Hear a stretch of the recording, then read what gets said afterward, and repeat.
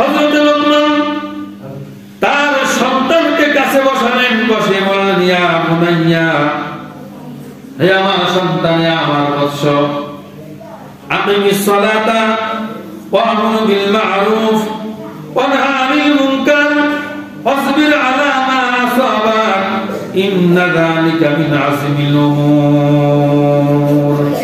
আল্লাহু আকবার বলেন। লোকমান তার সন্তানকে কাছে বসালেন, বসে সন্তানকে ডেকে ডেকে বলছেন, বৎস আমার, ছেলে আমার, আমার সন্তান, আমার কলিজার টুকরা, আদর দিয়ে দিয়ে বলছেন। অথচ আপনি বাবা, আপনার সঙ্গে সন্তানের ভালো সম্পর্ক নাই, সুসম্পর্ক নাই। তার কারণ হলো আপনার সঙ্গে আমার আল্লাহর ভালো সম্পর্ক নাই। কথা বলেন না কেন? কিভাবে সম্পর্ক নাই? শুধু আমরা তালতি বালতি নামাজি, যদি জোহরে আসি মাগরিবে নাই, মাগরিবে আসি আসরে নাই, আসরে আসলে জোহরে নাই, যদি সময় পাই তাহলে তো জোহরও চলে যায়, আসরও চলে যায়, মাগরিবও চলে যায়, ইশাও চলে যায়। এইভাবে করে আল্লাহর সঙ্গে সম্পর্ক ছিন্ন হওয়ার কারণে, কোরআনের সঙ্গে সম্পর্ক ছিন্ন হওয়ার কারণে, শরীয়তের সঙ্গে সম্পর্ক ডিসকানেক্ট হয়ে যাওয়ার কারণে সন্তান এবং বাবা, স্ত্রী এবং স্বামী, মা এবং মেয়ের, পুত্র বধূ এবং তার আমার ভাইয়েরা শাশুড়ির কোনো সম্পর্ক নাই। আল্লাহ বলেন, দুনিয়ার মানুষ যদি মানুষের সঙ্গে সম্পর্ক ঠিক রাখতে চাও, সন্তানের সঙ্গে যদি ভালো সম্পর্ক ঠিক রাখতে চাও, মেয়ের সঙ্গে যদি ভালো সম্পর্ক ঠিক রাখতে চাও, ওস্তাদের সঙ্গে যদি ভালো সম্পর্ক ঠিক রাখতে চাও, সব সম্পর্কের চাইতে আমি আল্লাহর চাইতে সম্পর্কটা জোরালো করে না। এর নাম তাফসীর। সুবহানাল্লাহ বলেন না? এখন তো ওই কিছু কিছু হুজুর বের হয়েছে, এক হুজুর আর এক হুজুরের ভুল ধরতে পারলেই মনে হয় বাঁচা যায়। কথা বলেন না কেন? কামিল কামিল, ট্রিপল কামিল, বড় বড় কামিল, দাওয়ায়ে হাদিস, একটা পাস। আরে আপনার তো পাস দিয়ে তো দুনিয়া আল্লাহ দেখবে না। কথা বলেন না কেন? আপনি কামিল পাশটাকে কবরে জিজ্ঞাসা করবে, আপনি মুহাদ্দিস মুফাসসির জিজ্ঞাসা করবে, আপনি মুসলমান কিনা, আপনি রাসূলের উম্মত কিনা, আপনি আল্লাহর খাঁটি বান্দা কিনা। আপনার অহংকারের কারণে যদি মুসলিম ছিটকে যায়, আপনার অহংকারের কারণে যদি জাতি বিভ্রান্ত হয়, আপনার অহংকারের কারণে যদি মানুষ আপনার কাছে শিখতে যদি না বলতে পারে, আপনি আলেম নামে জানেন, আপনি আলেম নামের কলঙ্ক। রাসূল করিম সাল্লাল্লাহু আলাইহি ওয়াসাল্লামের যত সাহাবা কিরাম, যত যারা মুফাসসির ছিলেন, আব্দুল্লাহ ইবনে আব্বাসের থেকেও আপনারা বড় মানে মুফাসসির, রাইসুল মুফাসসিরিন তারা ছিলেন। আম্মা জান খাদিজাতুল কুবরা রাদিয়াল্লাহু তাআলা আনহা থেকে তো আপনি বড় হাদিসের রাবী। তাহলে এই জন্য অহংকারকে কমাতে হবে। মুসল্লি হন, ইমাম হন, আলেম হন, হাফেজ হন, দায়ী হন, যাই হন, যার মধ্যে অহংকার আছে সে আল্লাহর প্রিয় পাত্রে পরিণত হতে পারবে না। কথা বলেন না কেন? এরপর আরেকটা কথা বলা হলো দরকার, আপনারা এই কথা নিয়ে কোথাও বলা বলি করবেন না।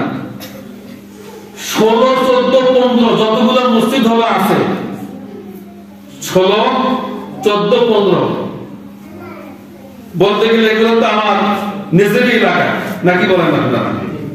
আমি যত জায়গার মসজিদদের আযান হলো শুনেছি, আমি কটূক্তি করছি না এবং কাউকে ভালো হলো বলছি না, খারাপ হলো বলছি না। 100-র মধ্যে 90% মুয়াজ্জিনের আযান সহি নাই। কথা বলেন না কেন? সাইয়েদনা বিলাল রাদিয়াল্লাহু তাআলা আনহু ছিলেন লক্ষিত তোলা মানুষ, অথচ তার আযানের জন্য গোটা দুনিয়া পাগল ছিল, তার আযানের জন্য আরশে আজিমের মালিক আল্লাহ পাগল ছিল, তার আযানের জন্য স্বয়ং রাসূল করিম সাল্লাল্লাহু আলাইহি সাল্লাম খুব পাগল ছিল। সুবহানাল্লাহ। লোকটি দেখতে কালো বর্ণের ছিলেন, পৃথিবীতে 3 জন মানুষ কালো মানুষ এসেছিলেন, তার চাইতে সব চাইতে নেকড়ে এবং কালো কুচকুচু কালো ছিলেন সাইয়েদনা বিলাল রাদিয়াল্লাহু তাআলা আনহু। এই কালো মানুষটা চামড়া কালো, চোখ কালো, চুল কালো, সব কালো, কথা বলতে পারতো না,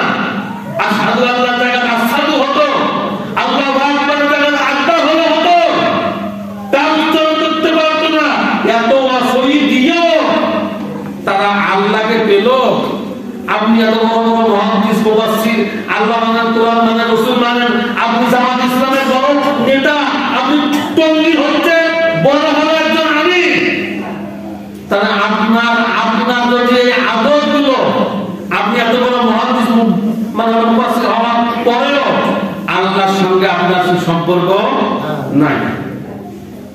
এরপর কান লাগান যে মুয়াজ্জিনগুলো আযান আসই, এদেরকে দরকার 3 মাস করে ট্রেনিং দিয়ে আসা। কথা বলেন না, যদি মসজিদ থেকে বাদ দেন তাহলে গোমরা হয়ে যাবে, কি হবে না? হবে না। ওই জন্য গোমরা না হয়ে তাকে ভালোভাবে করার জন্য টাকা পয়সা কিছু দিয়ে, বাবা তোমার আযান আসই, বাবা তোমার কিরাত আসই, তুমি সই করে আসো। এটা হচ্ছে ইমানদারদের লক্ষণ। যারা ভুল ভুলের পিছনে দৌড়াবেন কেন? ভুলটাকে সংশোধন করে দেন, সমালোচনা করবেন কেন? কেন? দ্বিতীয়ত হচ্ছে বিশ্ব ইজতেমা টঙ্গী চলতেছে, কথা বলেন না কেন? আপনি টঙ্গীতে যান, কিন্তু এই বিশ্ব ইজতেমা টঙ্গীর ময়দান দ্বিতীয় হজ, নাউজুবিল্লাহ বলে বলুন, আর বলে বলুন নাউজুবিল্লাহ। আপনি টঙ্গীতে সারা বছর বাড়ি করে থাকেন, কোনো আফসোস নাই, কিন্তু এই দুঃসাহস কেউ করবেন না যে ইজতেমার ময়দান দ্বিতীয় হচ্ছে হজ, এ কথা বলা যাবে না। আরাফাতের ময়দানে সমস্ত নবী আর রাসূলদের চোখের পানি গড়ে পড়েছে। এমনিতে টঙ্গীতে লক্ষ লক্ষ ওলামায়ে কেরাম আসতেছে, সারা দেশ বিদেশ থেকে লোকজন আসতেছে, মানুষ যাচ্ছে, দোয়া হলে করতেছে, কিন্তু টাকুনা টাকু ওসিলা করে আল্লাহ দোয়া কবুল করতে পারে, এটা আলাদা ব্যাপার। কিন্তু টঙ্গী দ্বিতীয় হজ, এই কথা বলে যারা লোকজনকে টঙ্গীর ময়দানে নিয়ে হলে যাবেন, কিয়ামতের ময়দানে রাসূলুল্লাহ সাল্লাল্লাহু আলাইহি ওয়াসাল্লাম তাদের বিরুদ্ধে মামলা দায়ের করবে। এই দুঃসাহস করবেন না। আপনি যাবেন না কেন? আপনি ঘুরে ফিরে, আল্লাহ তো দেখার জন্য ময়ন দিয়েছে, চোখ দিয়েছে, বেলুন হলো দিয়েছে, কিন্তু এই আরাফাতের ময়দানে যাওয়া হচ্ছে ফরজ, টঙ্গীর ময়দানে যাওয়া মহরম নয়। কথা বলেন না? তাহলে এগুলো আপনাকে আমাকে বুঝতে হবে, জানতে হবে। এরপর তা আল্লাহর দিকে আপনাকে আমাকে মুতওয়াজ্জিহ হতে হবে। সময় কমে আয়াতের দিকে আমার যাই। তো হযরত লোকমান বলছেন, হে বৎস, তুমি নামাজ কায়েম করো। কি কায়েম করো জোরে বলো? তার সন্তানদেরকে নামাজের কথা বলবো তো ইনশাআল্লাহ। কথা বলেন না কেন? বলবো তো। যদি স্বামী আর স্ত্রীকে নামাজের তাগিদ দেন, লোকমান বলছে, বৎস শোনো, সময় কম হলে তাড়াহুড়া হয়। কথা বুঝেন নাই? কান লাগান, 1 মিনিট শেষ। হে আমার সন্তান, ইয়া বুনাইয়া আকিমিস সালাতা ওয়া আমর বিল মা'রুফ ওয়া নাহি আনিল মুনকার ওয়াসবির আলা মা আসাবাকুম ইন্না যালিকা মিন আযমিল উমুর। ছেলে আমার, সালাত কায়েম করো, সৎ কাজের আদেশ দাও, অসৎ কাজের নিষেধ করো, এবং তোমার উপরে যে মুসিবত আসে, এই মুসিবত আসলে তুমি ধৈর্য হারা হও না, ধৈর্য ধারণ করো।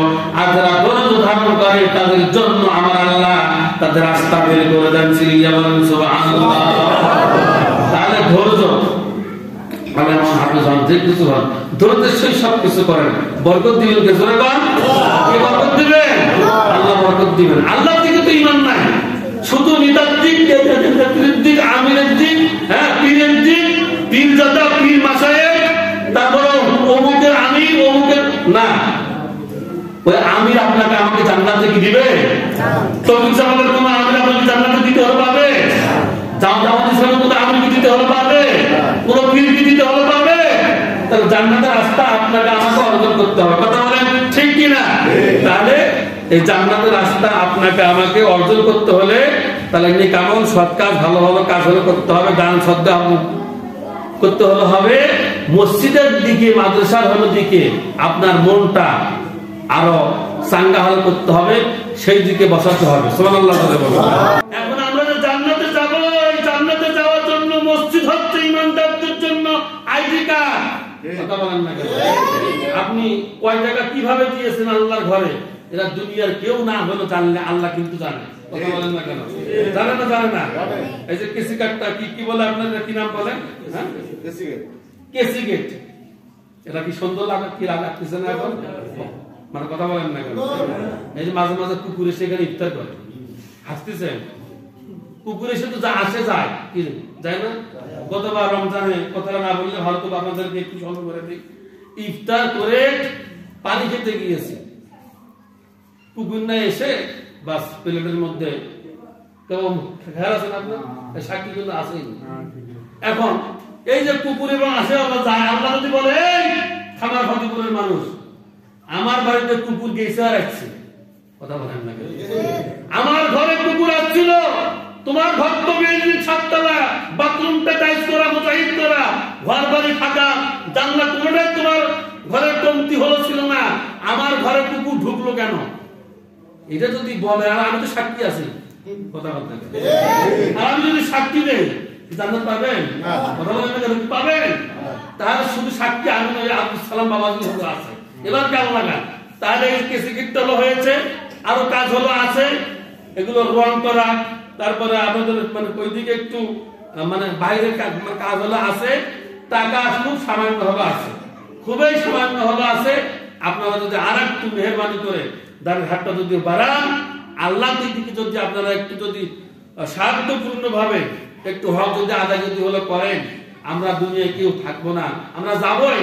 আল্লাহ যে সম্পদ দিয়েছে সেখান থেকে আপনার 10,000 টাকা আছে, আমি তো চাচ্ছি না যে আপনি ওখান থেকে 10,000 দেন, ওই 10,000 থেকে আল্লাহর জন্য 500 টাকা যদি বিয়োগ যদি হলো করেন, আপনার অভাব হবে না। কথা বলেন না, কেন হবে না? তাহলে এইভাবে সকলেই যদি একটু এই দিকে হলো আসেন, তাহলে এই কাজগুলো রমজানের আগেই ইনশাআল্লাহ করা সম্ভব। আমরা তো সকলে রাজি আছি তো? ইনশাআল্লাহ কি রাজি আছি? আল্লাহ সকলকে তৌফিক দান করুন।